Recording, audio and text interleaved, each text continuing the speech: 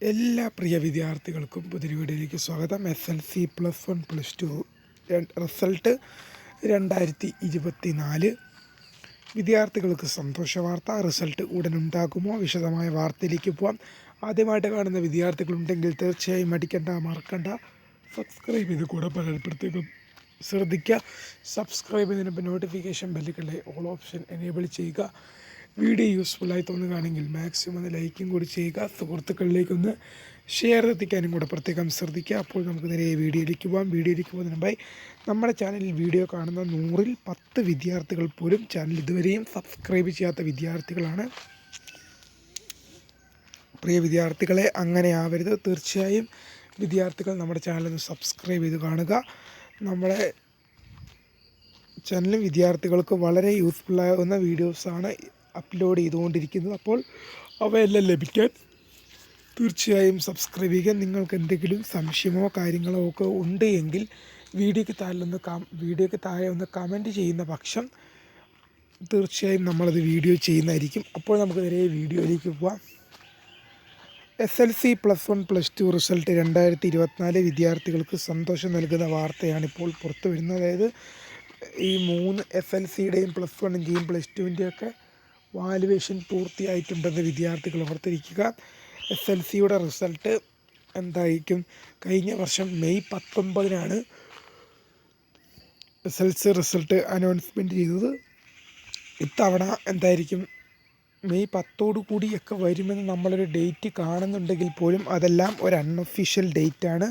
May 10 കൂടിയൊക്കെ വരുമെന്ന് പറയുന്നുണ്ടെങ്കിൽ പോലും അത് കൃത്യമായിട്ടൊരു ഡേറ്റ് അല്ല. പൊതുവിദ്യാഭ്യാസ വകുപ്പിൻ്റെ ഭാഗത്തു നിന്നും ഒരു ഡേറ്റ് വന്നിട്ടില്ല. ഇനി മെയ് 10 വരില്ല എന്നല്ല ഞാൻ പറയുന്നത്, അന്ന് വരികയും ചെയ്യാം, വരാതിരിക്കുകയും ചെയ്യാം.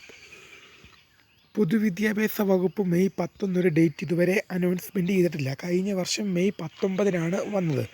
+1 റിസൾട്ടിൻ്റെ കാര്യം എടുക്കുകയാണെങ്കിൽ വിദ്യാർത്ഥികളെ, നിങ്ങൾ ഈ മെയ് മാസം നിങ്ങൾ പ്രതീക്ഷിക്കുകയേ വേണ്ട നിങ്ങളുടെ റിസൾട്ട്. കാരണം കഴിഞ്ഞ വർഷം നിങ്ങളുടെ റിസൾട്ട് വന്നത് ജൂലൈ 15 അതുകൊണ്ട് തന്നെ നിങ്ങളൊരു ജൂൺ അല്ലെങ്കിൽ ജൂലൈ മാസത്തോടെ മാത്രമേ +1ൻ്റെ റിസൾട്ട് പ്രതീക്ഷിച്ചാൽ മതി. നിങ്ങളുടെ റിസൾട്ട് വൈകുന്നതിന് കാരണം SLC വിദ്യാർത്ഥികൾക്കെന്ന് പറയുവാണെങ്കിൽ +1 അലോട്ട്മെൻറ്റിന് പോകേണ്ടത് കൊണ്ട് തന്നെയും +2 വിദ്യാർത്ഥികൾക്ക് മറ്റേതെങ്കിലും കോഴ്സിലേക്ക് അലോട്ട്മെൻറ്റിന് പോകേണ്ടത് കൊണ്ടുമാണ് ഈ 2 റിസൾട്ടുകളും നേരത്തെ തന്നെ പ്രസിദ്ധീകരിക്കുന്നത്. +1 വിദ്യാർത്ഥികളെ സംബന്ധിച്ച് അങ്ങനൊരു പ്രശ്നം വരുന്നില്ല. നിങ്ങൾ കണ്ടിന്യൂ ചെയ്യുന്ന വിദ്യാർത്ഥികളാണ്. അതായത്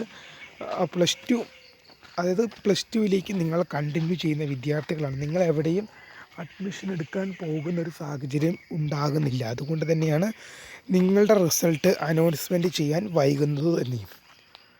ഇനി +2 റിസൾട്ട്, കഴിഞ്ഞ വർഷം +2 റിസൾട്ട് അനൗൺസ്മെൻറ്റ് ചെയ്തത് മെയ് 25 മെയ് 25 കഴിഞ്ഞ വർഷം റിസൾട്ട് അനൗൺസ്മെൻറ്റ് ചെയ്തതെന്ന് വിദ്യാർത്ഥികൾ ഓർത്തിരിക്കുക. അപ്പോൾ ഈ വർഷം നിങ്ങൾക്കൊരു 15-നും 25-നും ഉള്ളിൽ നിങ്ങൾക്ക് നിങ്ങളുടെ റിസൾട്ട് പ്രതീക്ഷിക്കാം. ഏതായാലും ഏപ്രിൽ മാസം ഇന്ന് 29. ഈ മാസം അവസാനത്തോടെ എത്തിക്കഴിഞ്ഞു. ഈ മെയ് മാസത്തിൽ തന്നെ എന്തായാലും SLCയും +2ൻ്റെയും റിസൾട്ട് ഉണ്ടാകും. നിങ്ങളുടെ കാത്തിരിപ്പിന് വിരാമം എന്ന് നമുക്ക് പറയാൻ സാധിക്കും. അതായത് ഈ മെയ് മാസത്തോടെ കൂടി എന്ത് ചെയ്യും?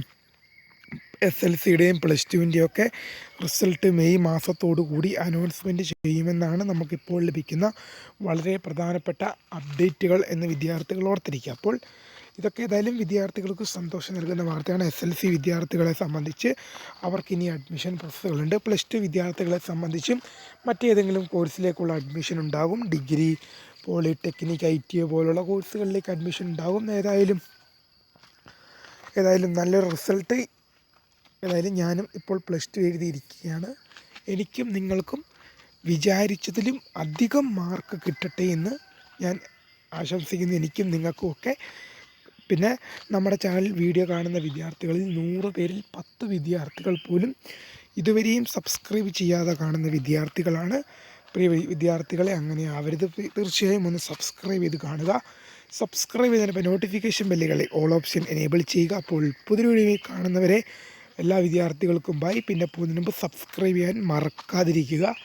നോട്ടിഫിക്കേഷൻ ബെല്ലുകളെ ഓൾ ഓപ്ഷൻ എനേബിൾ ചെയ്യുക. വീഡിയോ യൂസ്ഫുള്ളായി തോന്നുകയാണെങ്കിൽ മാക്സിമം ലൈക്കും കൂടി ചെയ്യുക, സുഹൃത്തുക്കളിലേക്ക് ഷെയർ ചെയ്യുക. അപ്പോൾ പുതിയ വീഡിയോയിൽ കാണുന്നവരെ എല്ലാ ഫ്രണ്ട്സിനും ബൈ.